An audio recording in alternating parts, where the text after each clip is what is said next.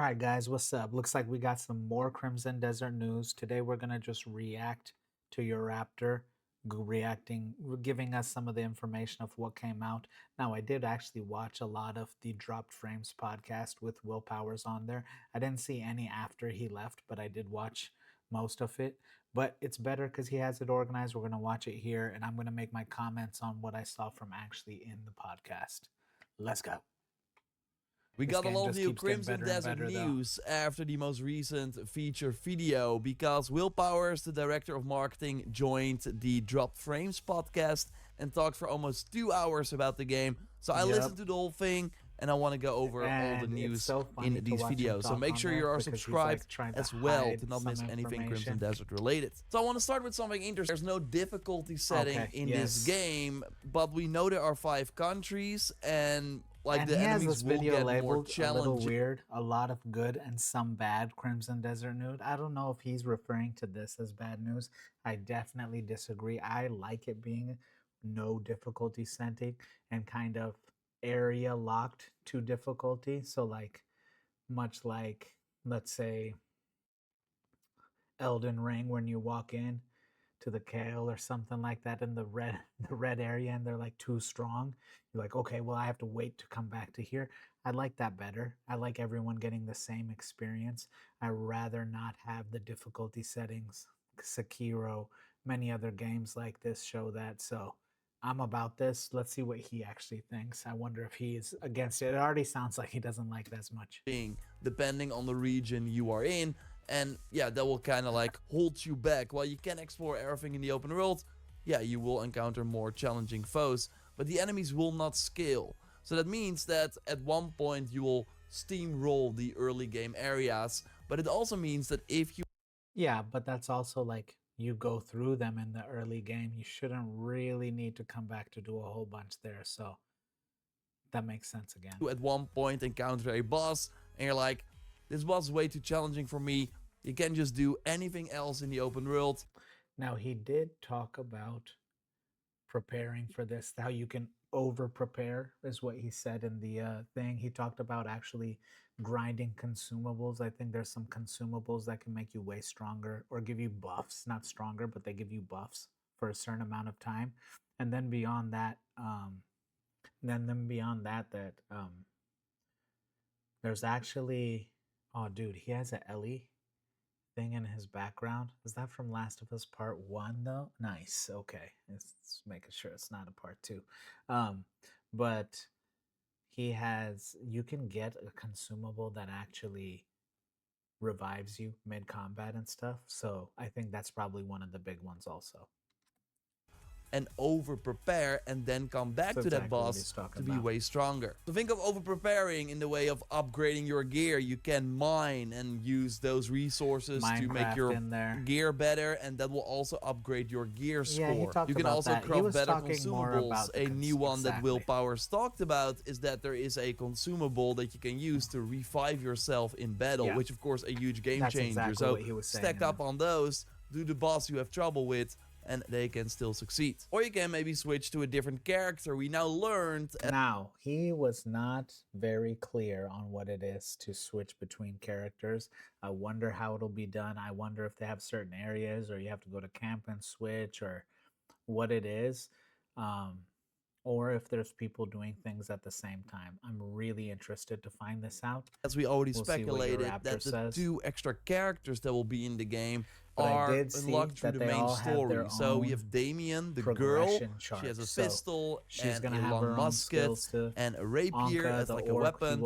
And we have Unka. He's the brute with the giant axe. And yeah, as we can see, they both play completely different. We know that Damien also has an aerial traversal. It's kind of a propeller, but we don't know if Unka, the brute, has an aerial traversal as well. And they also did not want to talk about how we can switch between these characters yet. Is it just like a flip of a switch and then you're instantly that character? That doesn't seem to be the way.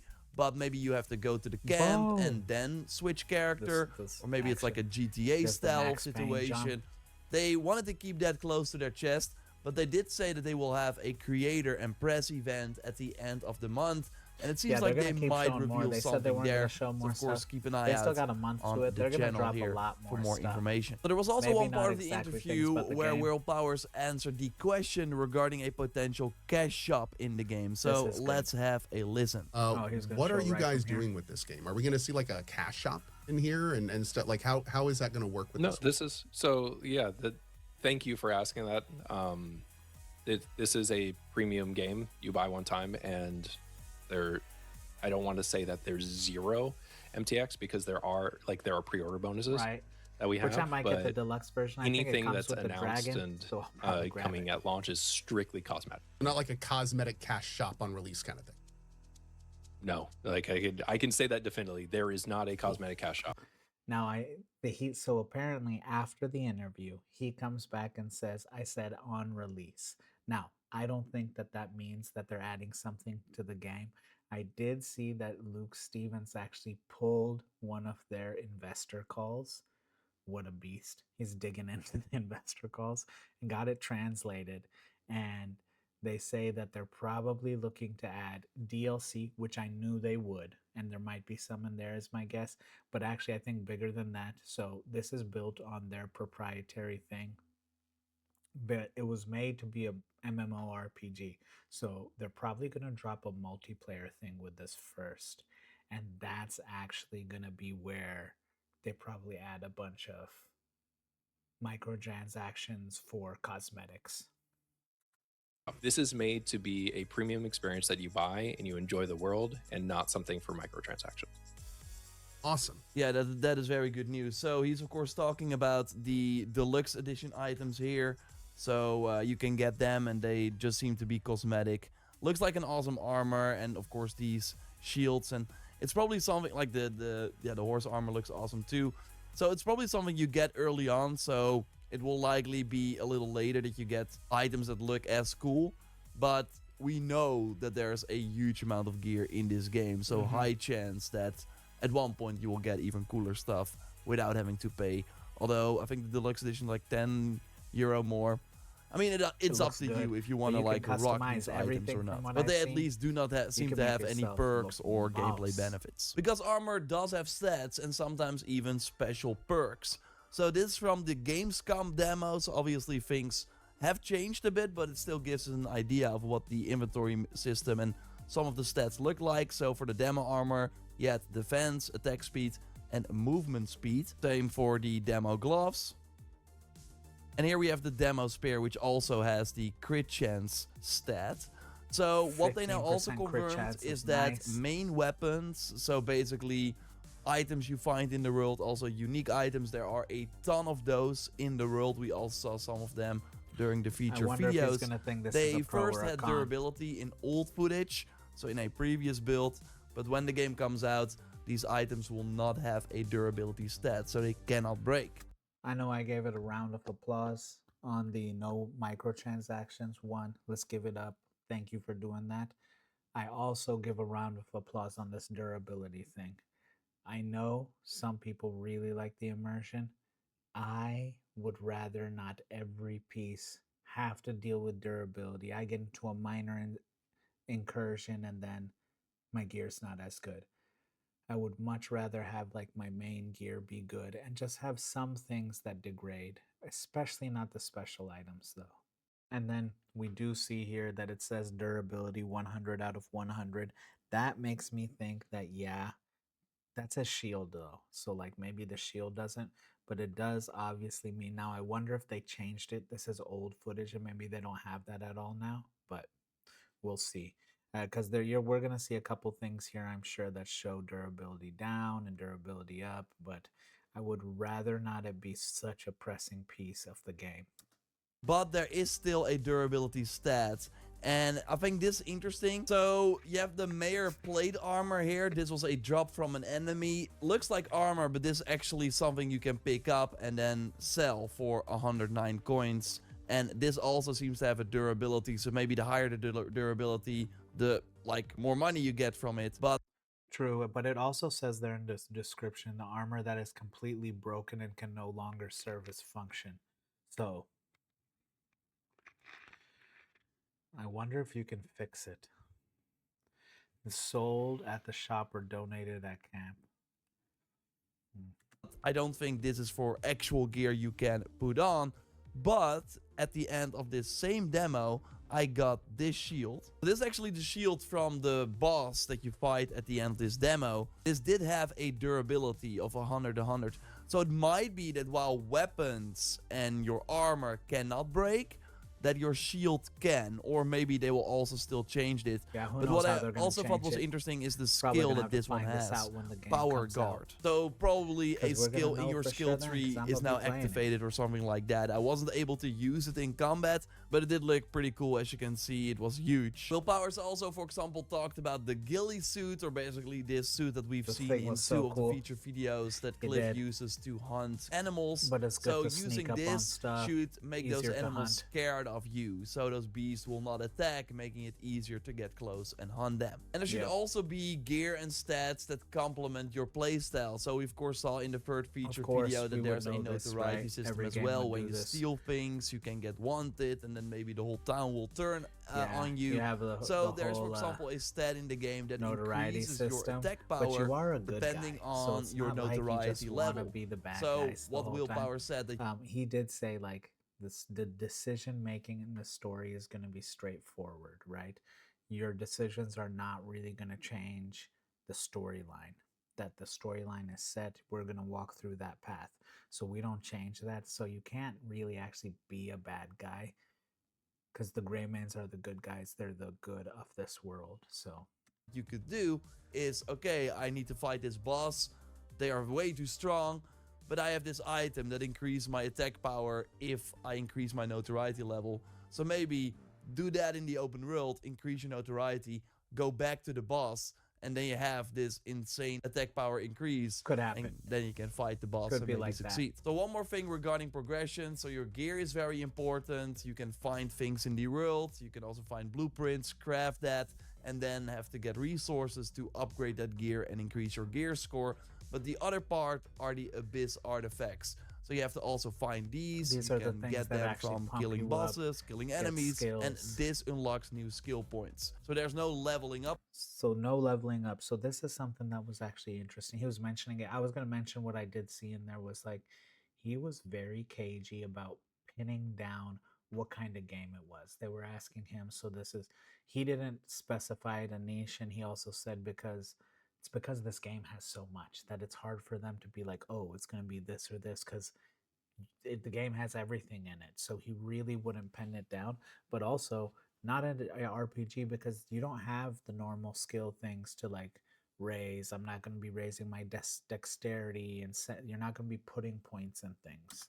System. It's not like fight these amount of enemies, increase your level, and you get a skill point automatically. Now you only get skill points from doing things in the world. Which also makes it weird for me to think, how are they saying we're just gonna over level when, like, you actually have to fight bosses to gain skills? So that's a little weird. And they can use these skill points to focus on a particular playstyle. So ranged is possible as well. If you want to just be an archer, you can do that, although not every activity or boss will be good with the bow, so you still want to spend some points in melee.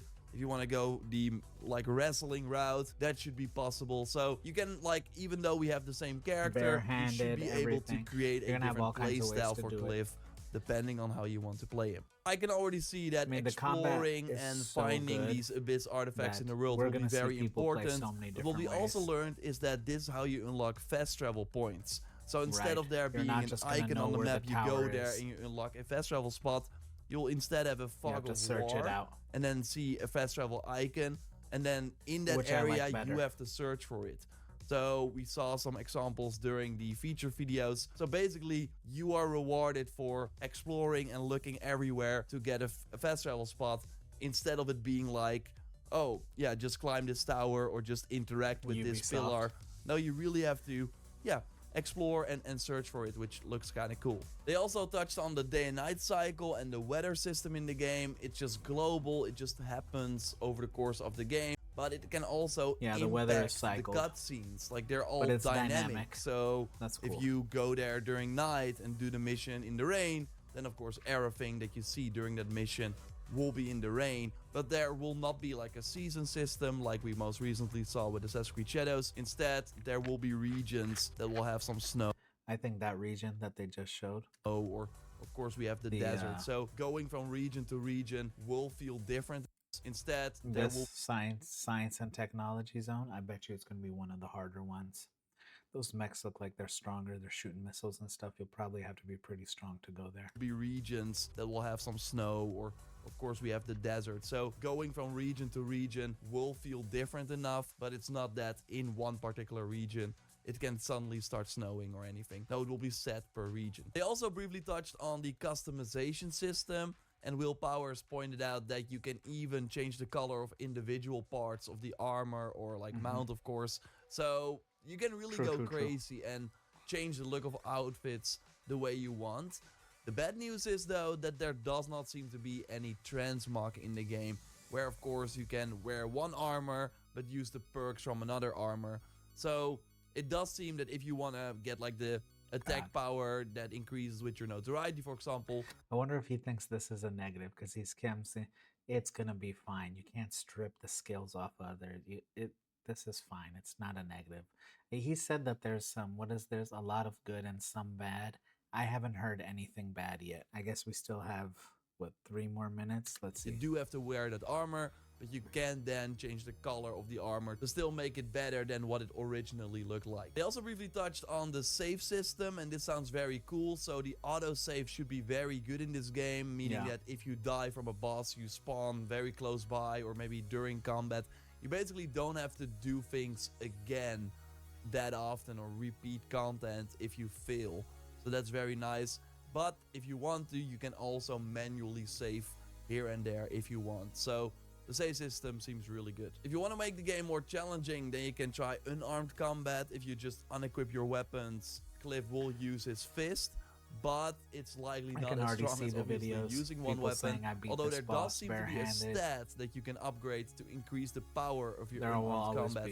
So I'm sure there will be videos on the internet that will be like, yo, I killed this boss with my bare hands, something like that, because it should be possible. Now, one thing that they still keep under wraps but want to share later on is the control remapping, because there should be some sort of like customization. I'm not gonna touch my control thing. I'm gonna let it be the way they said. The controller mostly, I know it's because there are limited buttons, and complex. As you might know, the game can be quite complicated with the amount of systems it has. So you especially should be able if you're to on rearrange PC, that I a can bit, see where the but they control will mapping share more about even that more in the future. I'm on console, the same is so in it's regards different. to the specs. God, so they're still optimizing, and they will, before launch, share the specs for the game, what your PC needs to be to reach like a medium quality, etc., etc. Right now, we've only seen PC footage and PS5 Pro footage. I never even noticed. The State of Play release day trailer, so not the most recent State of Play trailer, but the one before, was running on PS5 Pro.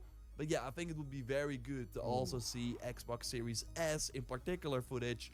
And of course footage on the regular PS5, Xbox Series X. Not sure if they will do that. I thought this was pretty interesting. So there are no dialogue choices or something. The main story is set.